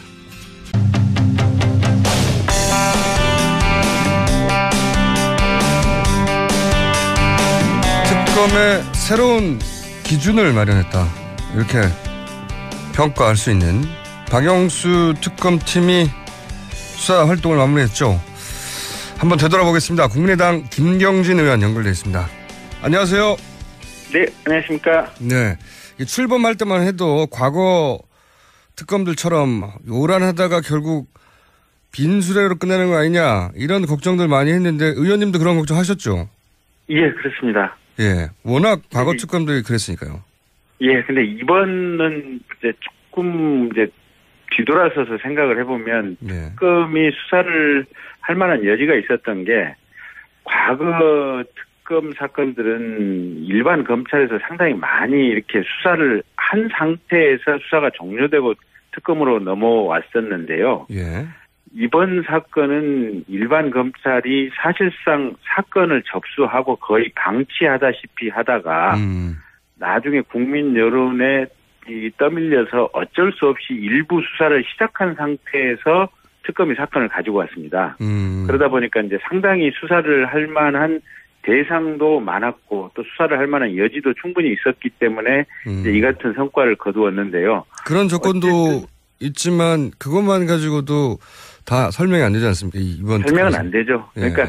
사실은 일반 검찰은 초창기에 이제 이 고발장을 접수하고 한 달 동안 압수수색영장도 발부를 안 받았거든요. 그때 검사 2명 배치했다고 좀 처음에 들었던 것 같은데. 형사 8부에 검사 2명을 초기에 배치했다가 나중에 3명으로 늘었고 사실은 그 최순실 씨가 인천공항으로 입국할 때 최순실 씨 체포도 안 했고 들어와서 뭐 이것저것 재산 정리라든지 증거 인멸할 시간까지 주었지 않습니까? 그렇죠. 형사 8부에 2명 배치했다는 게 검찰 출신이 보기에는 어떤 의미입니까? 지금 이 사건을 형사 8부에 배정하고 검사를 2명 배치했다는 게. 그러니까 초창기에는 검찰이 수사를 안 하겠다고 사실상 밖으로 얘기한 거나 진배 없는 그런 분위기였죠. 검찰총장이 이 수사 안 해 선언한 것과 마찬가지죠. 예, 그게 정상적으로 수사 의지가 있다면 사실은 특수부로 바로 배정이 됐어야 되고요. 예. 이만큼 큰 어떤 권력형 비리 사건이라면 특수부 부서 2개 내지 3개를 집중적으로 이렇게 투입을 하겠다고 곧바로 선언을 하고 그다음에 압수수색부터 시작을 해야 됩니다. 예. 근데 특수부가 아니라 일반 형사부로 배정이 됐고 그것도 검사 2명. 그리고 나서도 아무런 수사를 한 달 동안 하지 않았다. 예. 이런 부분은 초창기에는 수사 의지가 전혀 없었다라고 해석이 되는 거죠. 전혀 완전 100% 없는 거죠. 네. 사실 그때는 대통령도 살아있었고 소위 이제 우병우 라인도 살아있었으니까. 그렇죠. 예. 저희도. 우병우 씨가 아마 지금 기억해보면 10월 25일 정도 해서 아마 사직 퇴임 처리가 됐었는데. 예. 우병우 씨 사직한 이후부터 수사가 좀 굴러가기 시작했고요. 사직 이전까지는 수사가 거의 안 굴러갔다라고 봐야 될 것 같습니다. 그러면 이제 우병우 당시 민정수석이 수사 진행 과정을 완전히 장악하고 있었다, 못하게 뭐 이렇게 볼 수도 있겠네요. 민정수석이. 그렇죠. 수사의 일거수일투족을 우병우 수석이 파악하고 있었다고 보여지고요. 예. 또 수사 진행이 못 되도록 이런저런 압력을 많이 넣었겠죠. 자, 그런데 지금 특검은 그 검찰의 그 불과 6개월 전에 행보하고 비교할 수 없는 정도의 결과를 내놨는데 우선 특별히 칭찬해주고 싶은 검찰 출신으로서 야, 이것은 정말 잘했다. 칭찬해주고 싶은 대목부터 얘기해 주십시오. 가장 잘한 게 이제 문학의 블랙리스트 수사죠. 아, 그게 예. 그렇습니까? 그 김기춘, 조윤선 이분들 국정감사장에 나와서 어떻게 얘기하고 어떻게 버티는지 보셨지 않습니까? 그렇죠. 예. 예. 사실은 김영한 민정수석 비망록이 있었는데 거기에 대해서 교묘하게 이 상황 해석을 달리하는 어떤 멘트들을 해야 되지 않습니까? 다 빠져나갔죠, 사실상. 예. 예, 김기춘 실장 얘기에 따르면 그거는 이 김영한 수석이 자기 독자적으로 해석한 자기 머릿속의 생각을 기재해 놓은 것이지 자신들이 지시하거나 아니면 청와대 회의 때 얘기된 내용은 전혀 아니다, 뭐 이런 식으로 얘기를 했었고, 거의 대부분의 사람들이 부인하고 있었기 때문에 특검도 수사하기 만만치 않았을 텐데. 아, 그렇군요. 예, 근데 어쨌든 김기춘, 조윤선, 신동철, 김종덕 장관, 정관주 차관 구속된 사람만 해도 벌써 5명 구속이 됐으니까. 예. 거의 그 점과 관련해서는 완벽하게 수사를 했다라고 보여지고요. 검찰 출신이니까 좀 보시는 게 다르군 하군요, 확실히. 예, 예. 일반인들은 삼성 이재용 부회장 얘기를 하는데. 네, 삼성 이재용 부회장은 사실은 저는 조금 좀 아쉽게 생각을 합니다. 아, 그래요? 예, 그러니까 이 삼성이 그만큼 대한민국 사회에서 차지하고 있는 힘과 권력의 크기가 강하다라고 이제 반증되는 상황인데 첫 번째 영장을 이재용 씨에 대해서 청구했다가 기각이 됐지 않습니까? 예. 근데 그 기각의 빌미를 제가 볼 땐 특검 스스로 자초한 측면이 하나 있습니다. 포커스를 잘못 잡아서. 아니요, 포커스는 잘 잡았는데 예. 문제는 영장 청구할 때 자세나 태도, 방법론이 조금 미스가 있었습니다. 어떤 면에서 그렇습니까? 그러니까 처음에 이재용 씨를 조사하고 영장을 청구하니 많이 하면서 고민을 한 5일 정도 하다가 영장 청구를 했거든요. 예. 근데 그 5일 고민하는 동안에 대처를 그 전부터 삼성이 이제 여론전을 전면적으로 펼쳤죠. 그랬죠. 예, 이재용 부회장을 구속하면 삼성이 아작난다는 등 또는 대한민국 경제가 협박이죠. 무너진다는 등, 예, 그때 대국민 협박을 이 기존 언론을 통해서 할 수 있는 그런 분위기와 시간을 벌어져 버렸던 거거든요. 예. 그리고 특검이 5일 동안 고민하는 모습을 보여주는 것 그 자체가 법원의 영장 판사로 하여금 이 기각할 수 있는 어떤 명분과 빌미를 준 측면이 또 있었고요. 예. 그리고 이 문학의 블랙리스트만 해도 관련되는 사람에 대해서 바로바로 전원에 대해서 영장 청구를 했는데 이 삼성에 대해서는 최초에는 이재용 씨 한 명에 대해서 두 번째는 이재용 씨하고 최지성 씨, 박상진 씨 두 명에 대해서만 청구를 했는데 블랙리스트의 전례를 본다면 최지성, 장충기, 황성수 이런 분들에 대해서도 동시에 영장 청구가 들어갔으면 실은 이재용 한 명만 구속되는 것이 아니고 다른 분들도 한 반절 이상은 구속됐을 거라고 보거든요. 그것도 한편으로는 이해가 가면서 또 한편으로는 사법부가 그러니까 영장 실질 심사하는 판사 분들도 영향권 안에 있기 때문에 이 삼성의 영향권 안에 혹은 여론의 영향권 안에 그분들에 대한 문제 제기도 이제 사실은 판사 출신은 합니다. 네. 그러니까 그렇죠. 그러니까 정확히는 삼성의 영향권 그리고 삼성이 만들어낸 허구의 어떤 잘못된 여론의 영향권 안에 우리 사회 전부가 지금 이렇게 위치하고 있다라고 보여지는 거고요. 그럼에도 불구하고 결국은 부회장 구속을 이끌어낸 거는 이건 저는 개인적으로 대단히 기적적인 성과라고 생각하거든요. 그렇죠. 아무리 자료를 잘 보강했어도 혹은 말씀하신 대로 여론전에 넘어가지 않고 바로 영장 청구해서 또 기각됐을 거라고 저는 생각하는데. 그렇죠. 그러니까 그 에버랜드 전원 사채 사건에서 검찰이 보여줬던 과거의 태도를 생각해 보면 이게 10년을 끌어서 공소시효 마지막 날 기소를 했거든요. 맞습니다. 예, 그것도 불구속 기소를 했습니다. 네. 그런 어떤 삼성이 우리 사회에 이 금력을 이용해서 우리 사회의 사법 체계를 농락했던 과거 전례와 트라우마를 생각해 보면 우리 사회 전체가 삼성에 대해서 얼만큼 두려움과 어떤 말 못할 어떤 공포감을 갖고 있는가 뼈저리게 느껴지는 부분이죠. 자, 근데 이제 검찰로 수사가 넘어가게 됐어요. 이렇게 다시 넘어가는 데 대한 검찰 출신으로서의 우려는 없으십니까? 그러니까 사실은 저는 우려 반 기대 반이에요. 그래요? 예. 그러니까 이제 기대가 있다고 하는 부분은 이런 부분이에요. 지금 이 사건 수사 과정에서 검찰에 대한 국민의 실망감이 굉장히 컸지 않습니까, 보면. 네. 그래서 전 국민의 여론도 검찰을 이번에는 개혁해야 된다라는 여론이 굉장히 강하게 있고, 국회 내부에서도 지금 공수처 논의가 전면적으로 진행되고 있는 이런 상황이거든요. 근데 공수처라고 하는 것이 일종의 제2의 독립된 검찰청을 만들자라는 부분이거든요. 특별수사에 관해서는, 중대범죄수사에 관해서는. 검찰의 이제, 독점적인 기소권이 이제 흔들리는 거죠. 예. 그렇습니다. 독점적인 수사 기소권이 흔들리다 보니까 검찰은 이 공수처를 막기 위해서 지금 현안이 돼 있는 이런 상태고 이 상황이다 보니까 사건이 넘어가면 검찰 조직 전체가 살아남기 위해서 적극적으로 뛸 가능성도 있다. 그건 기대 부분이고요. 우려 부분은 어떻습니까? 그런 부분. 우려 부분은 사실은 우병우 씨 수사도 지금 특검에 의해서도 제대로 되지 못했거든요. 그러니까요. 근데 그 이유가 우병우 씨를 제대로 수사하게 된다면 현재의 검찰 상층부에 대한 수사로 연결될 가능성이 충분히 있다. 그렇겠군요.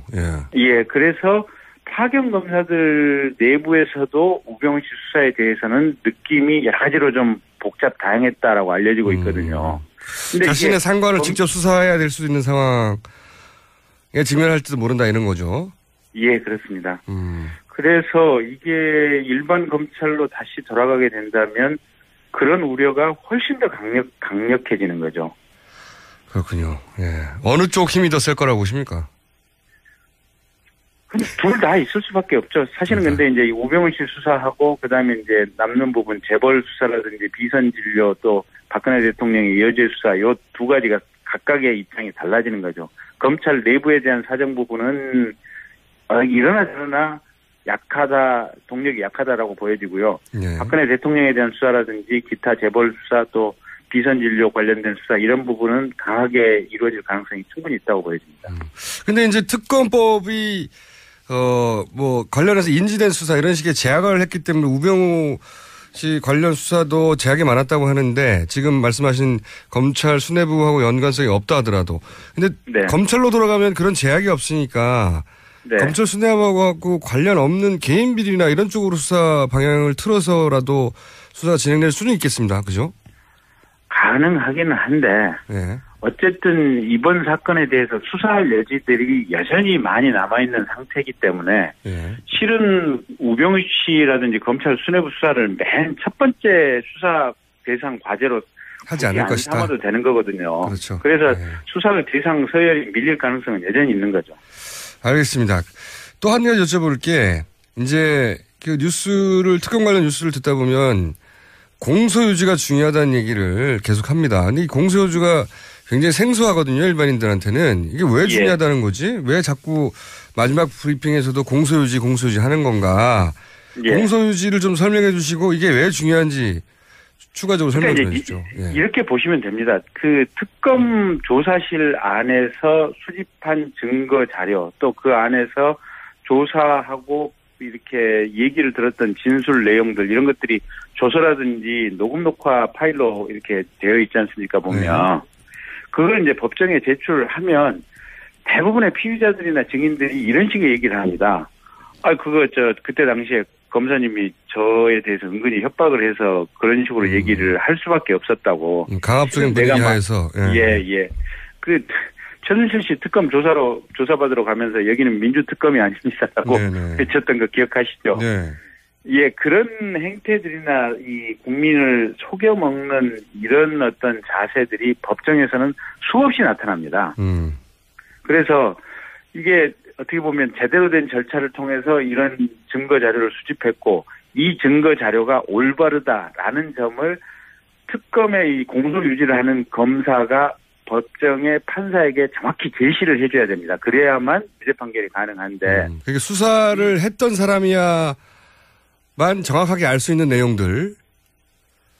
그렇습니다. 그러니까 수사를 안 했던 검사가 공소유지를 위해서 들어가면 본인이 직접 경험하지 않았던 부분을 가지고 증거자료 제출을 하고 증인신문을 하다 보니까 굉장히 비효율적이고 어렵게 되는 거죠. 그렇군요. 그래서 직접 수사를 담당했던 파견검사들 본인이 공소유지까지 같이 하는 것이 유죄 입증에 훨씬 효과적이고 유리하죠.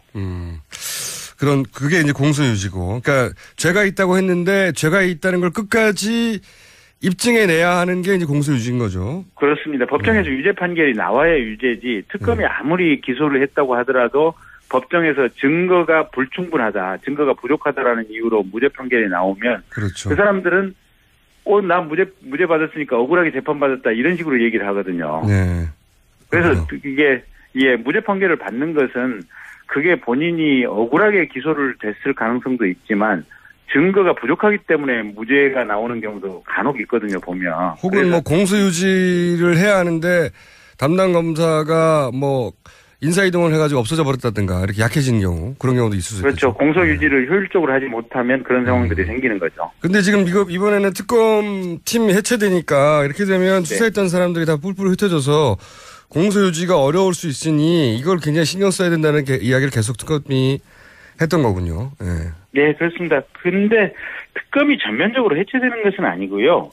특검법을 보면 특검의 이 본질적인 직무 범위 중에 하나가 기소한 사건의 공소유지가 해당된다라고 6조 1항 1호에 규정이 되어 있습니다. 그리고 6조에 보면은 이 공소유지라고 하는 이 직무 범위와 관련해서도 여전히 검사 파견이 가능하도록 이렇게 되어 있거든요. 예. 그래서 아마 박영수 특검이 법무부나 대검찰청에 이 파견된 검사 중에 아마 일정 인원에 대해서는 계속해서 파견 요청을 할 것입니다. 근데 이제 특검법이 좀 미비한 부분이 있어서 그 이후에 겸직을 할 수 없는데 그분들이. 네. 근데 이제 네. 보수도 제대로 책정돼 있지 않고 해서 개인적인 희생도 따른다고 하더라고요, 보니까. 그거는 저희 이제 국회에서 이제 이렇게 대처를 해야 될 부분인데요. 예. 국가의 예비비에서 공소 유지가 완벽하게, 그러니까 대법원 판결까지 끝나는 시점까지 국가의 예비비에서 특검에 대한 비용 지급이 가능하도록 이렇게 되어 있기 때문에 저희 국회 법사위에서 예산 지출이 정상적으로 이루어지고 있는지 그런 부분은 저희가 챙겨볼 생각입니다. 알겠습니다. 이게 그러니까 특검이 끝난 게 아니라 이제 다음 단계로 넘어갔을 뿐이다 이렇게 봐야 되겠군요. 그렇습니다. 수사 기능만 종료가 됐고 특검은 어쨌든 법률적으로 여전히 살아있다. 공소 유지 범위 내에서는 계속 진행이 되는 것이다. 이렇게 보시면 됩니다. 알겠습니다. 오늘 여기까지 듣고요. 이 특검에 관해서는 저희가 의원님에게 계속 여쭤보겠습니다. 네. 네, 고맙습니다. 네, 오늘 말씀 감사합니다. 지금까지 국민의당 김경진 의원이었습니다. 똥은 싸고 다니냐? 미치도록 싸고 싶다. 빅똥의 추억. 미궁 장사랑! 구렁이 똥 이뻤다. 장이 살아야 내 몸이 산다. 혈중 콜레스테롤 개선과 배변 활동에 도움을 주는 건강기능식품입니다. 빅똥의 추억. 미궁 장사랑. 지금 검색창에 미궁 장사랑을 검색하세요. 이건 제가 써보니까 효과가 있는 것 같아요. 미 항공우주국 나사에서 우주인들의 비상식량으로 쓴다는 남미 최고의 완전식품 마카 플러스 한국에서 가장 비싸고 귀한 식품이라는 산삼 플러스 거기에 한국인이 좋아하는 녹용까지 일단 이 세 가지를 모두 넣은 제품이 나온 거니까 마카 산삼 녹용 대박 좋은 건 다 있네. 031-323-2559 영한네이처 yhnatuRE.com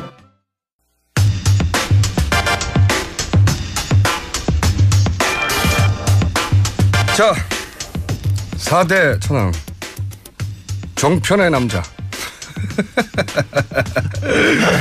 양지열 변호사님 나오셨습니다. 네, 안녕하세요. 3대는 어디가 있는 거예요 도대체 근데? 나머지 3대는 잊어버렸어요 이제. 잊어버렸어요? 예.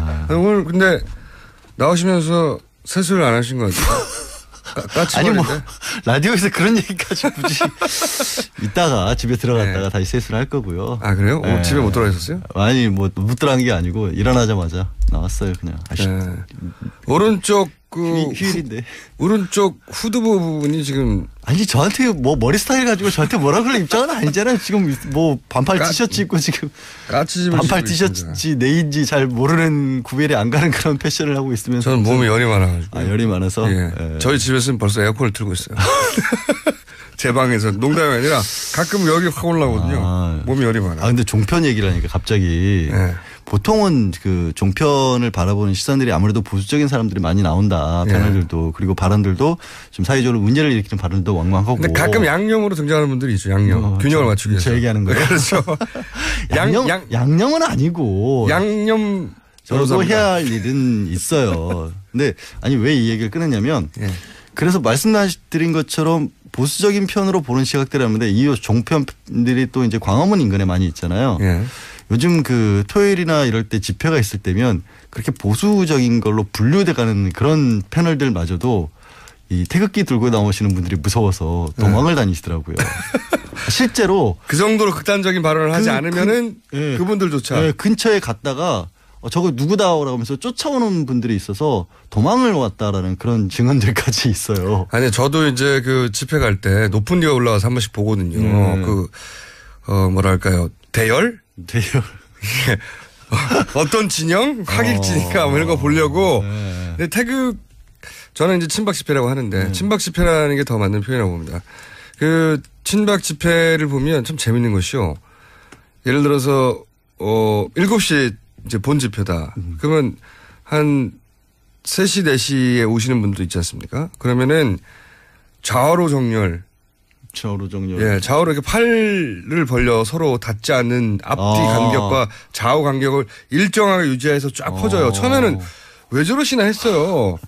그게 사람이 많아 보입니다. 근데 그걸 보면서 이건 참 어떻게 그런 생각까지 조직적이다. 누가 발상을 했을까요? 그리고 근데 그걸 또 잘 들어요. 다들 그 얘기를 들은 거죠. 쫙 그렇게 높은 데서 보지 않으면 그게 안 보이거든요. 앞뒤 좌우 간격을 맞춰서 쭉 서요. 그래서 사진은 그 높은 데에서 위에서 찍으니까 그 사람 눈높이에 찍는 경우가 많지 않습니까? 아니면 조금 위에서 찍거나 그러면 굉장히 많아 보여요. 물론 뭐 본 집회 시간이 되면 전국에서 온 분들이 모여서 그 중앙 시청 광장 꽉 차요 분명히. 아니 그런데 지금 이 지적을 하신 게 굉장히 중요한 게 그 집회를 저도 근처에서 몇 번 봤거든요. 네. 가면 뭔가 이쪽에 촛불 집회 같은 경우는 굉장히 다양하고 사람들도 네.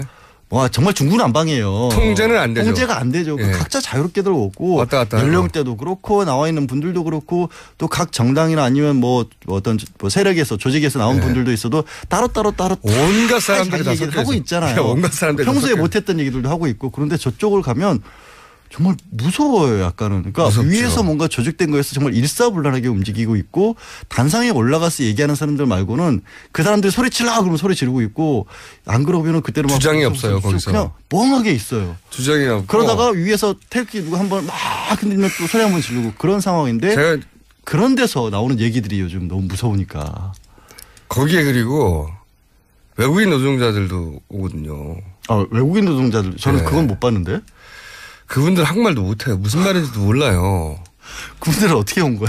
그래서 이제 동원됐다는 의심을 가지는 거죠. 그러니까 다 동원됐다고 할 수는 없어요. 근데 분명히 동원 세력이 있는 것만은 거의 뭐 확실해 보이는데 그건 분명해요. 그만큼 조직적으로 움직이고 있고 그래서 사실 오늘 이제 또 한 가지 얘기 드릴게요. 외국인 노동자도 있지만 그 옷 깃에 태그가 여전히 붙어 있는 분들도 많이 있어요. 그건 뭐예요?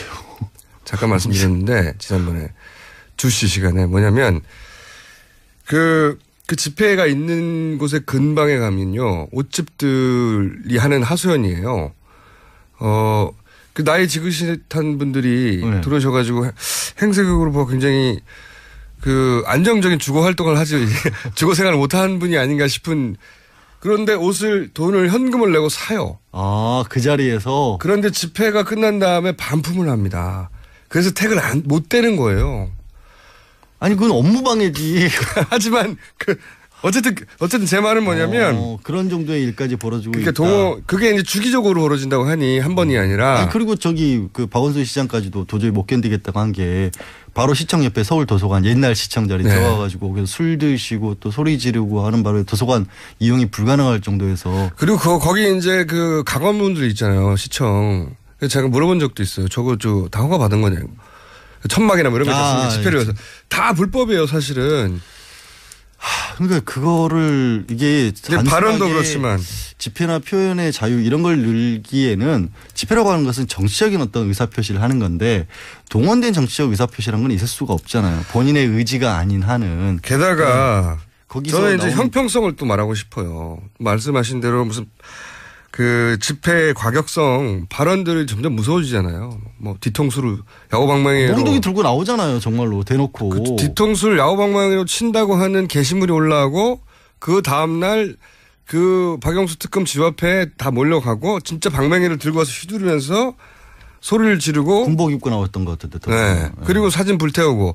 그런데 거기에 대해서 이게 이제 죄를 물을 수 없다라고 경찰청장이 얘기를 해버리니까. 그러니까 이거를 제가 보기에는 구별을 못해서 그러는 건지 의지가 없는 것 같은 게 사실은 이거는 단순하게 왜 우리도 인정할 거는 그런 게 있습니다. 촛불 집회에도 과격한 정도의 발언을 하시는 분들이 있고 그걸 있는 그대로만 놓고 본다면 상당히 무서워 보이는 게 있지만 근데 왜 우리가 이게 정확히 법으로 이 말은 된다 안 된다를 정하지 못하더라도 나오는 상황이라는 게 있고 또 그 뉘앙스라고 해야 될까요? 그런 게 있잖아요. 그거는 봤을 때 양상이 분명히 다르단 말이에요. 실제 협박이라고 한 거. 그러니까 듣는 사람이 예를 들어서 딱 그거죠. 박영수 특검이 그 얘기를 들었을 때 저 정도면 정말 무섭다라고 느낄 만한 상황이 있고 그다음에 요 말 자체만 글자가 들어놓고 무서운 얘기지만 저게 실행 가능성도 별로 없고 그냥 그 자리에서 하는 얘기라는 건 다른데 그거를 똑같이 보는 것 같아요. 경찰에서. 의도적으로 똑같이 보는 게 아닌가 싶은 게 왜냐하면 예를 들어서 과거에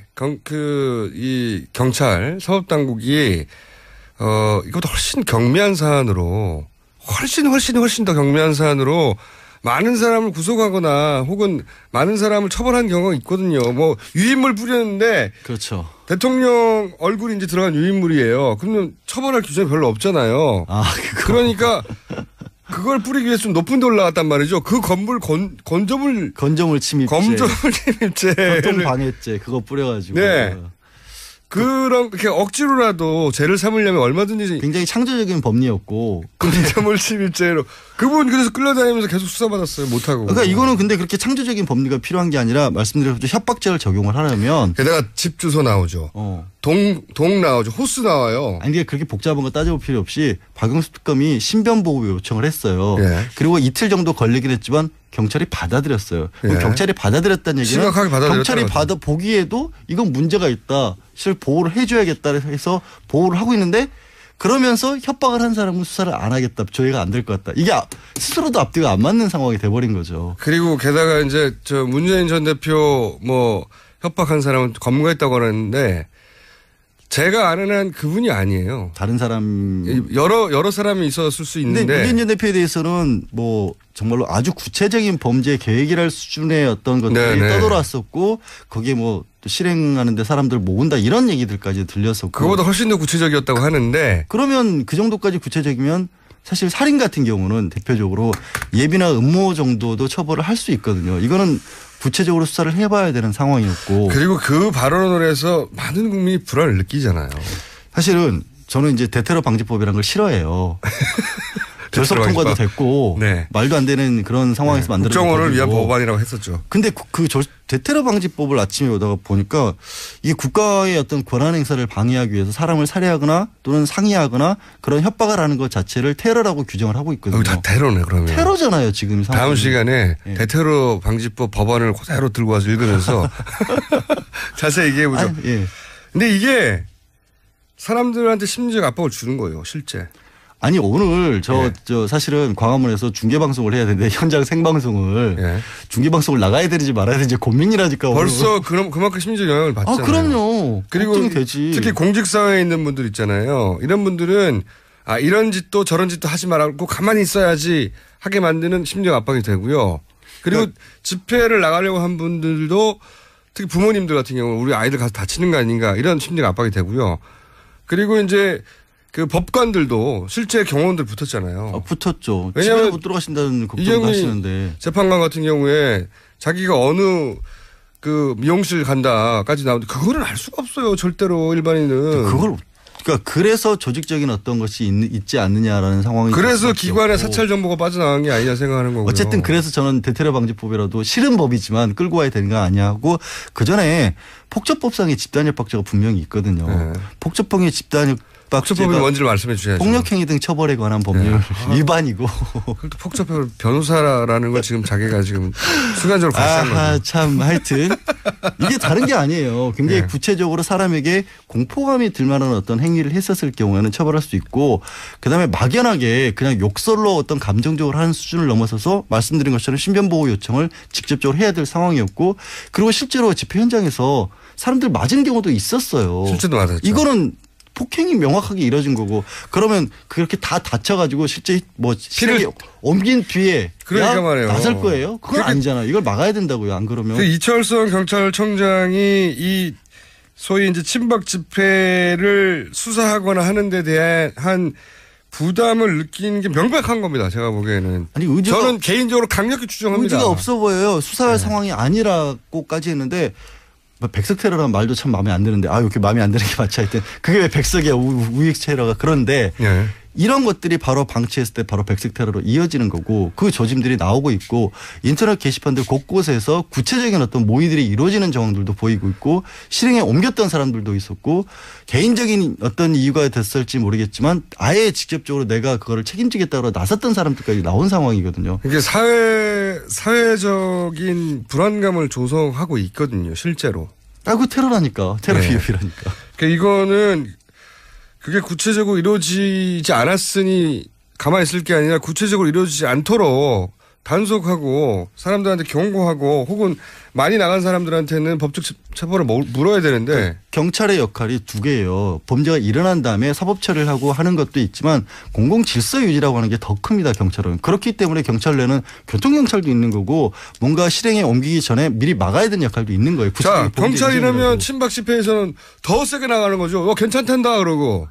그러니까 이 기사부터가 잘못돼 있었어요. 그런 시그널이거든요. 그 기사의 발언을 잘못 내보냈어요.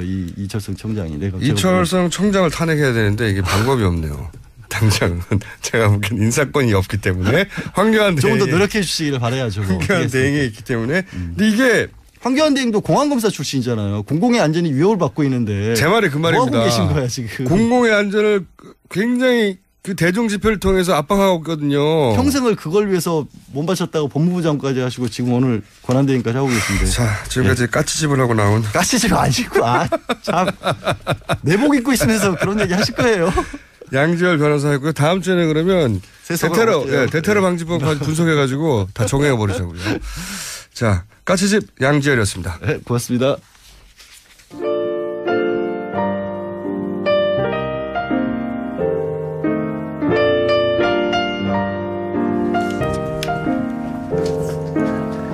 자, 불친절한 AS 특검팀에 대한 응원 문자가 정말 많습니다. 특검팀을 보고 가슴이 뜨거워졌다. 그렇죠. 이 특검팀이 그냥 해야 할 일을 했을 뿐이거든요. 그러니까 얼마나 해야 할 일을 안 하고 있었느냐.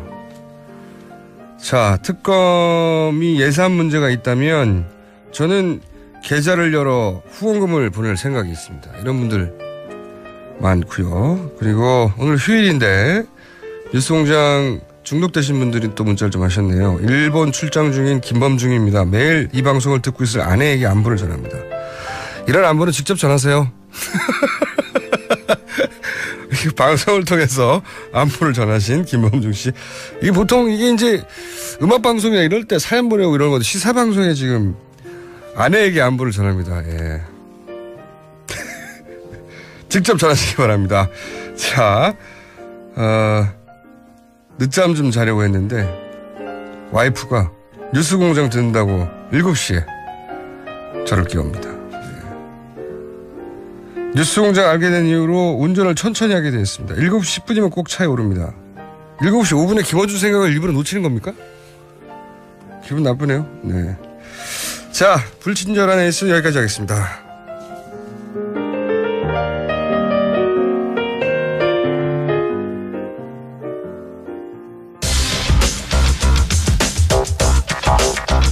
과학 팟캐스트 분야를 사실상 연분이죠. 네. 원종호 씨 나오셨습니다. 안녕하세요.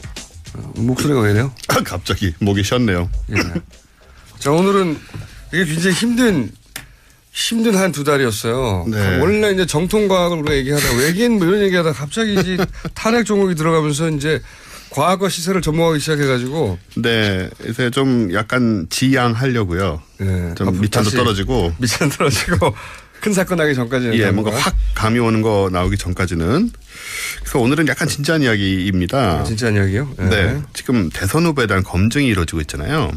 뭐 네. 정치, 사회, 경제, 문화, 서양에 대한 검증이 이루어지는데 와중에 뭐 실수도 벌어지고 여러 가지 지금 예민한. 잘 모르는 얘기를 외워서 하다 보니 뭐 그러니까요. 네. 그런데. 근데 대통령을 하려는 사람이라면 사실 과학기술에 대한 소양이 있는지도 좀 알아볼 필요가 있다. 아, 좋아요. 대선 후보의 과학 소양 혹은 정책? 이런 얘기입니까? 그렇습니다. 네. 우리가 근데 앞에 이제 까치집 양 변호사가 좀 길게 해가지고 10분밖에 안 남았어요. 스피디하게 진행해 줘 보세요. 알겠습니다. 네. 대통령 하려는데 과학 관련된 검증이 왜 필요하냐? 필요하죠. 물어본다면 일단 이유가 많습니다. 첫 번째는 과학기술에 관심이 많은 사람은 사고방식 자체가 좀 합리적일 가능성이 높아요. 꼭 그런 건 아니지만. 꼭 그런 건 아니에요. 이게 꼴통 과학자도 있습니다. 있습니다. 네. 그 가능성이 좀 높다는 거죠. 네. 그래서 이제 합리성에 익숙한 사람들은 좀 누구처럼 주먹구고 마음 내키는 대로 하지 않을 가능성이 높다. 라고 이제 전제하고. 네. 두 번째는 과학기술 자체 발전하고 관련돼 있는데요. 과학기술계와 정책, 교육 같은 이제 관련된 문제가 굉장히 많잖아요. 네. 이 대통령이 이런 거에 아무 감도 없으면 결국은 그릇된 판단하고 잘못된 결정을 내리게 되고 이거는 과학기술계뿐만 아니고 우리의 소중한 세금이 잘못된 방향으로 쓰이는 무서운 결과를 낳게 되는 돈의 것이죠. 논리에 따라간다든가 아니면 그냥 공무원의 논리에 따라가게 되는 거죠. 네. 그렇습니다. 이게 사실 지난 두 번의 대통령이 과학적 소양이 모자라서 사고를 많이 치셨어요. 예를 들자면요? 일단 4대강. 네. 이거 생태계와 생물학에 대해 인식이 좀 있었으면 감히 버릴 수 없는 일이거든요. 네. 대신 이제 이분은 이제 토목학에 대한 그렇습니다. 그걸 이제 우리가 토목학과 금융학에 대한 네. 지식이 높으셔가지고 네. 그런 부분도 이제 과학과 밸런스를 맞췄어야 되는데 그게 안 돼가지고 또 와중에 정부 기조는 또 녹색 성장이었습니다 이때. 말도 안 되는 거죠. 이게 인지 부조화 상태에 놓이는 거죠. 그걸 아예 이제 모르고 계신. 4대강은 정말 이건 두고두고 네. 100년 200년 지나도 이게 비판받을 거예요. 그때 이랬다고 그때 망가졌다고. 그렇죠. 우리 옛날에 무슨 사색당파 이런 얘기 하듯이 예전에 굴욕으로. 사대강이라는 정책이 있었다고. 말도 안 되는. 고유명사화돼서. 근데 이게 이제 어느 정도 심각한 문제는 제가 설명을 드리면 이때 23조 원을 썼잖아요. 이걸 만약 우리가 과학기술에 썼다. 그러면 거짓말 하나 안 보태고 달 탐사 로켓, 화성 탐사 로켓, 목성 토성 탐사 로켓, 힉스 입자 발견한 그 장치, 그리고 중력파 발견한 장치 등 이거 장비 다 만들 수 있습니다. 그래요? 예. 큰 돈이네요. 예, 이런 전 세계의 위대한 로켓, 훌륭한 로켓들과 위대한 과학 장비 엄청난 막 20km씩 되고 길이가 이런 걸 다 만들 수 있는 돈을 다 여기다 쏟아부은 거죠. 그리고 나서 좋아진 건 하나도 없다는 겁니다. 좋아지기는커녕 아시다시피 뭐 이번에 그 돈 다 어디로 갔을까? 그러게 말입니다. 이거 진짜 어떻게 좀 알아내야 됩니다. 이거 진짜. 아무튼 과학연구기술개발에 돈 많이 들지만 4대강에 비하면 3발의 피다. 이 피 같은 세금 아까운 거 그리고 또 로봇 물고기 있었잖아요. 로봇 물고기. 이것도 이제 공학 이런 데 소양 좀 있는 사람이면 말이 되는 건지 아닌지 금방 눈치챌 수 있는 거거든요. 이번 정권도 그렇죠. 우리 창조경제 했잖아요. 물고기 어떻게 됐어요 근데? 그래가지고. 원래 이제 그때 각하께서 좀 더 이렇게 잘 해봐라 하고 무리한 명령을 내리셔가지고 잘 만들려고 하다 잘 안 돼가지고 좀 다 없어졌어요. 동작이 안 된다고 합니다 제대로. 시속 20km가 나야 되는데 시속 2km가 나온다고 그러더라고요. 그러니까 이걸로 이제 그러니까 그 성형 문제를 해결하겠다고 했었는데. 그렇죠. 대표적인 삽질 중에 하나죠. 창조경제. 창조경제. 이것도 과학에 기반한 거라고 했는데 당시나 지금이나 뭔지 아무도 모르지 않습니까? 창조는 맞았어요. 창조적이었잖아요. 아, 그런 의미에서요? 최순실 씨가 창조해낸 기법들이 이때까지 우리가 보았던 이 권력형 비리하고는 차원이 달랐거든요. 예, 그렇죠. 뭐 그렇게 생각하면 그렇긴 하죠. 어쨌든 뭔지 모르는 것을 추구하고 보는 게 참 비과학적인 사고방식 아니겠습니까? 근데 그게 이제 창조경제의 본질이에요. 뭔지 모르는 걸 일단 추구해보자. 공통점은 그 뒤에 다 돈이 있다니. 그렇습니다. 이권이 개입이 된 것으로 보이고 어쨌든 과학기술에 대한 좀 정직한 이해가 있었으면 창조경제라는 억지 개념을 안 쓰게 된다. 과정이나 결과도 많이 달랐을 것이다. 지금 그러면 혹시 박근혜 정권의 과학 정책 중에 야 저거는 제대로 됐으면 참 좋았을 텐데 혹은 아니면 뭐 없나요? 뭐 기억에 남는 거? 뭐 없죠. 넘어가고요. 그러면 지금 후보들 지금 시간이 3분밖에 안 남았는데 대표적인 후보들 한 지지율 한 4, 5위 정도까지 주르륵 대표적으로 눈에 띄는 거 후보의 순위와 상관없이 뭐가 눈에 띕니까? 일단은 과학기술계에 있었다고 말씀하시는 안철수 후보가 그런 얘기를 자꾸 하시더라고요. 근데 지금 현재로서는 우리가 알 수가 없어요. 그래서 검증을 해야 된다는 얘기를 제가 드리는 건데 과학계에서 실제로 후보 검증을 위한 준비를 하고 있습니다. 아 그래요? 과학계가 따로? 네네. 이 수백 명의 과학기술인과 과학 관련자들이 참여하고 있는 ESC라는 법인이 있어요. 저도 이사로 있는데요. 거기 어쩌다 보니. 아 그래요? 모르겠습니다. 어떻게 된 건지 저도. 본인이 과학에 대해서 뭘 한다고 지금. 큰일이 말이에요. 여기는 과학기술인과 과학 시사과학이나 하면서. 네. 여기서나 그렇지. 딴 데서는. 촛불을 끌 수 있나 뭐 이런 얘기는 하면서. 그거는 광화문을 이불로 덮어야 된다는 얘기. 한국물리학회에서 나온 얘기고요. 그런데 어쨌든 ESC는 Engineers and Scientists for Change.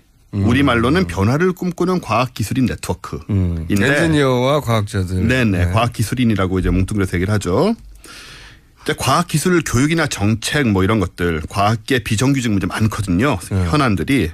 그러니까 여기서 대선 후보들을 초청해서 토론회를 할 생각이 있다. 그러려고 하는 거죠. 좋네요. 그래서 저희가 질문들도 수십 개를 지금 일단 뽑았어요. 질문 자체를 이해할 수 있어야 되는데.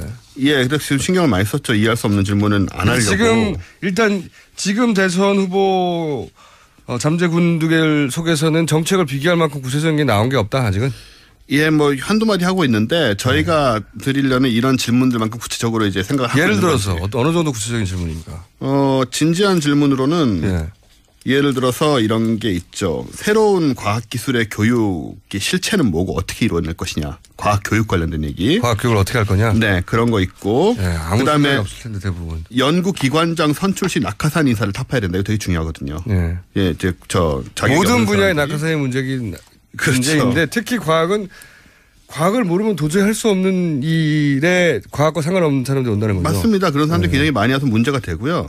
아니 모든 분야가 그렇긴 해요. 근데 조금의 연관성은 더 있거든요. 그렇습니다. 근데 이제 과학은 전혀 연관성 없는 분들이 와요. 네, 이번에도 과학에 좀 심각한 문제들 좀 있었고요. 그리고 좀 웃기는 질문으로는 스티븐 호킹 말고 아는 장애인 과학기술자가 있느냐. 야, 그건 정말 어렵네요. 아마 안 나올 겁니다. 근데 국내에도 계시고 사실 많거든요. 있죠. 네. 근데 딱히 장애를 가진 과학자라고 따로 기억하는 경우는 별로 없으니까. 예, 사실 이건 장애인의 과학 접근, 과학기술자로서의 그런 부분에 대한 이제 인식을 알아보는 질문 중에 있는 거고요. 네. 좀 진짜 어려운 건 뭐 있어요? 진짜 어려운 거는요. 진짜 어려운 것은 지금까지 나온 것들은 대부분 일반론 정도로 넘어갈 것 같은데. 근데 사실 저희가 열심히 잘 하겠습니다. 웜홀을 어떻게 만들 수 있냐 이런 질문을 할 수는 없잖아요. 상대성 이론을 풀어봐라 이런 질문을 할 수는 없으니까 되게 진지한 질문입니다. 근데 제가 되게 웃기게 본 건 뭐냐면 후보님은 과학 시간에 무엇을 배울 때 과학과 멀어지게 되었나요?라고. 당연히 과학과 멀다는 걸 전제한 상태에서 하는 질문이 있어서 이게 이제 우리나라 과학계 현실이죠. 그 토론회 재밌을 것 같고 만약 하게 된다면 저도 불러주세요. 예, 그래서 이제 저희가 이 질문지를 보낼 거고요. 이제 반응을 좀 보려고 하는데 만약에 이제 이 질문지를 여러분 받으셨을 때 따로 연락 드리게 될 거예요. 저희가 또 언제쯤 해보자고. 근데 모른 척 하지 마시고 참여하시면 좋겠고요. 만약에 아예 무시하는 후보가 있다. 시간이 다 됐거든요. 제가 나중에 이 시간을 빌어서 조남을 공개할 생각을 하고 있으니 압박감을 많이 느끼시기 바랍니다. 알겠습니다. 원종훈 씨였고요. 오늘은 또 3월 1일이라 휴일이기도 하지만 광장에 나가시는 분들이 있겠군요. 네. 저도 갈 생각이고 고깃집을 잘 드시면 제가 있을지도 모릅니다. 네. 광장에서 혹은 내일 다시 뵙겠습니다. 안녕.